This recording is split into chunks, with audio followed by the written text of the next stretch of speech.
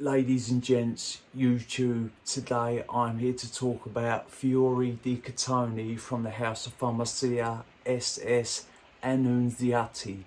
This is a great fragrance. Stay tuned to find out.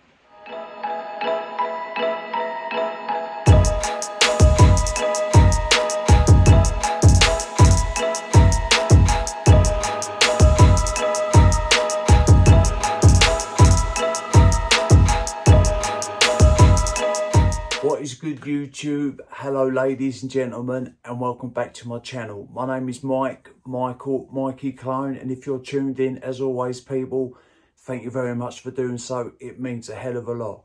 Yes, today I'm here to talk about this bad boy.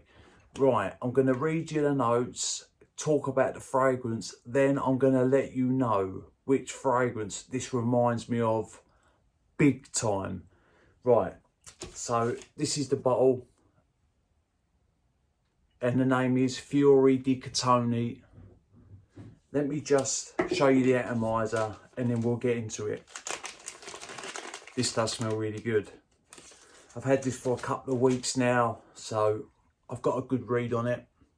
Atomizer, loads of juice. Right, you've got bergamot, cinnamon, thyme, orange, cardamom, lavender, isoe super, artemisia, vanilla, musk and sandalwood. This opens fresh, spicy, yet warm. You get the bergamot and the orange, but they're overshadowed by the cinnamon and the cardamom, so it is quite spicy up top. And this fragrance is musky from the get-go. Like, as it dries down more and more, the fragrance just gets a little bit more muskier as time goes by.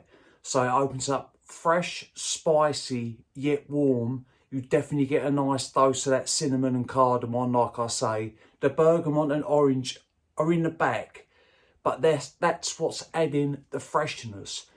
Once the opening calms down and you start getting into the mid, the fragrance starts turning, or by this time has turned aromatic. Like, you get the aromatic sort of feel in the top. But once you get into the mid, that is when the aromatic side is in full swing.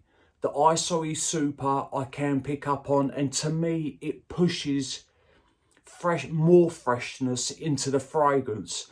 Like, it keeps it fresh, that isoe super does. And then you start getting the vanilla. To be honest, I can pick up on the vanilla after a minute or two, but it's like the musk. As it dries down more and more, the vanilla becomes more present. And when you get into the late dry down, it's soft, spicy, it's warm, it's vanillic. The sandalwood does give it a soft, woodsy undertone, plus a slightly creamy facet. This is a great scent. It does have a little bit of a herbal undertone, which I think is coming from that artemisia. So it's fresh, warm, spicy, aromatic, slightly woodsy, a little bit herbal, masculine. This would make a great going out fragrance. If you're going out clubbing with the lads, if you're going out and you're going on the pool and you're going to a few bars, going out for a few drinks, this will be a great fragrance to wear. It's attractive, it's playful, it's semi-sweet, plus it does have a masculine side, or to me it is a masculine fragrance. Once it gets into the late dry down, once everything's calmed down, I mean, maybe it swings a little bit towards the unisex side, but for me this is more for the fellas. Right, what does this fragrance remind me of? This smells so close to The Male by Jean-Paul Gaultier, the original The Male.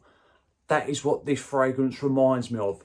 I did have a bottle of that, and funnily enough, a couple of months ago I went to spray it on, or a few months ago now I went to spray it on, and it had gone bad. Like, the bottle that I'd had it for years. It was like one of the old school formulations, so it was the stronger batch, so to speak. but I sprayed it on, I was gutted. I had about that much left in the bottle, probably about 30ml left, sprayed it, and it had gone funky, and I had to bin it, and I haven't replaced it since.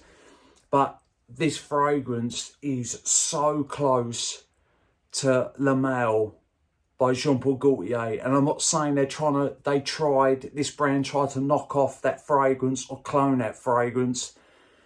I don't know, but all I know is that as soon as I spray this, that fragrance come to my mind, and it does smell very, very similar to that scent. So if you enjoy that fragrance, you will love this scent. And this is a niche brand, I believe, and the fragrances, I own 5 of these at the minute, and they're all great fragrances.